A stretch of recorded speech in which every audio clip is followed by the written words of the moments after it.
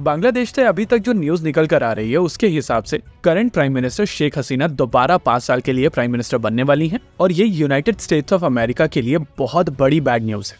आइए पहले समझ लेते हैं चीजों को डिटेल में और फिर समझने की कोशिश करेंगे कि यूएस यहाँ पर इतनी बुरी तरीके से क्यों हारा है। अगर बांग्लादेश इलेक्शंस की बात की जाए तो यहाँ पर 2 बड़े फीमेल चेहरे एक दूसरे के सामने थे, जिसमें से पहला चेहरा था अभी की बांग्लादेश की प्राइम मिनिस्टर शेख हसीना का।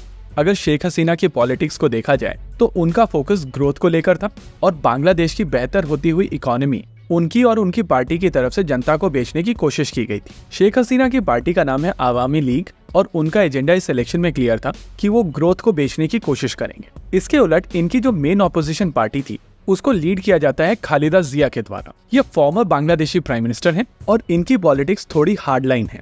बेसिकली ये इस्लामिक एजेंडा लेकर चलती हैं और इनके साथ में जो लोग जुड़े हुए हैं वो थोड़े ज्यादा रेडिकल हैं। इनकी पार्टी का नाम है बांग्लादेश नेशनलिस्ट पार्टी यानी कि बीएनपी। वैसे तो माना जा रहा था कि ये इलेक्शन क्लैश ऑफ टाइटन्स होने वाला है और इन दोनों टाइटन्स के पीछे और दूसरे टाइटन्स अपना वेट लगा रहे थे। जहां पर शेख हसीना के पीछे भारत के प्रधानमंत्री नरेंद्र मोदी भारत को लेकर खड़े हुए थे, वहीं जो बाइडेन यूएस को लेकर खालिदा जिया के ऊपर बेट लगा रहे थे। यूएस की तरफ से लगातार कोशिश की जा रही थी कि बांग्लादेश में एक रिजीम चेंज हो और शेख हसीना को पावर से हटाया जा सके। इस कोशिश में यूएस ने अपने एम्बेसडर को लगाया हुआ था और यूएस के बांग्लादेश में एम्बेसडर पीटर हास ऑपोजिशन पार्टी से जाकर मिल रहे थे, उनको यूनाइट कर रहे थे। यहाँ तक कि वो इलेक्शन कमिश्नर से भी जाकर मिले थे, जिसके बाद उनकी तरफ से कहा गया था कि बांग्लादेश में फ्री एंड फेयर इलेक्शंस होने चाहिए और सभी लोगों को आपस में बात करनी चाहिए। इस चीज को लेकर शेख हसीना काफी ज्यादा नाराज हो गई थी और उनकी तरफ से कहा गया था कि पहले यूएस में जो बाइडेन और डोनाल्ड ट्रंप आपस में बात करें और फिर यूएस ये ज्ञान दूसरों को दे। देखिए, जैसा कि वीडियो में हम लोग ऑलरेडी बात कर चुके हैं कि खालिदा जिया की पार्टी थोड़ी हार्डलाइन पॉलिटिक्स करती है और ये चीज ऑब्वियस है कि अगर एक पार्टी हार्डलाइन पॉलिटिक्स करती है तो उनके साथ में वायलेंस आएगा और क्योंकि शेख हसीना ऑलरेडी बाहर में है तो वो इस वायलेंस को क्रैक डाउन कर रही थी। देखिए, कुछ समय पहले तक बांग्लादेश का जो कॉन्स्टिट्यूशन था उसके हिसाब से इलेक्शन से पहले प्राइम मिनिस्टर रिजाइन करता है और एक केयर टेकर प्राइम मिनिस्टर बनाया जाता है जिसकी देखरेख में चुनाव होते हैं। इस समय पाकिस्तान में एग्जैक्टली यही चीज हो रही है और यही कारण था कि शहबाज शरीफ ने पहले रिजाइन किया और अनवर उल हक काकर इस समय पाकिस्तान के केयर टेकर प्राइम मिनिस्टर हैं। आइडिया था कि ऐसी सिचुएशन में फ्री और फेयर इलेक्शन होते हैं क्योंकि करंट प्राइम मिनिस्टर अपनी पावर्स का गलत इस्तेमाल नहीं कर पाते हैं। हालांकि बांग्लादेश की प्राइम मिनिस्टर शेख हसीना ने कुछ समय पहले इस लॉ को चेंज कर दिया था और इसी वजह से उन्होंने रिजाइन नहीं किया था।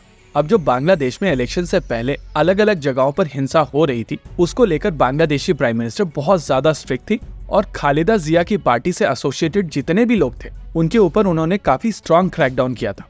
इस क्रैकडाउन के चलते खालिदा जिया की तरफ से कहा जा रहा था कि यहाँ पर फ्री और फेयर इलेक्शंस नहीं हो सकते हैं क्योंकि उनकी आधी से ज्यादा पार्टी इस समय जेल में है या उनके खिलाफ केस हो चुके हैं। कहीं न कहीं उनकी पार्टी की तरफ से यही कारण बताया गया था जिसके चलते उन्होंने इलेक्शंस को बाइकआउट किया और शेख हसीना निर्विरोध जीत गई।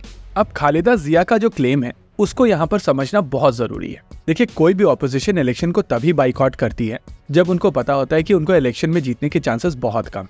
अगर उनके पास में 50% भी चांसेस होते हैं तो वो किसी भी सिचुएशन में इलेक्शन में पार्टिसिपेट करेंगे। और एग्जैक्टली क्रैकडाउन की बात की जाए तो अगर जनता उनके साथ में है तो ये क्रैकडाउन उनके फेवर में जाते हैं क्योंकि किसी भी पॉपुलर पार्टी के ऊपर अगर क्रैकडाउन किया जाता है तो उनका जनता के बीच में सपोर्ट बढ़ता है। लेकिन यहाँ पर एग्जैक्टली उल्टा हुआ है। इनफैक्ट वायलेंस भी यहाँ पर बहुत कम हुई है। ओवरऑल यहाँ पर कहा जा सकता है कि खालिदा जिया हारी जरूर हैं, लेकिन यहाँ पर यूएस ज्यादा बुरी तरीके से हारा है। इसी के साथ आज के इस वीडियो में रखते हैं केवल इतना ही। वीडियो को अंत तक देखने के लिए धन्यवाद। देखते रहिए कॉन्फ्लिक्ट एक्स। जय हिंद।